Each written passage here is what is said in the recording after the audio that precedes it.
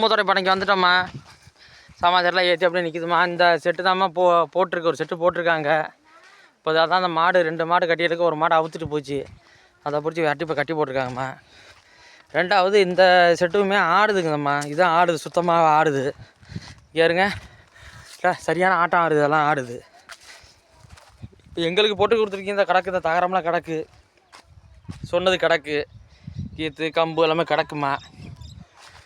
இப்போ அந்த செட்டில் போய் பார்த்தோம்மா, அந்த இடமும் தங்குறதுக்கு வாய்ப்பு இல்லைம்மா.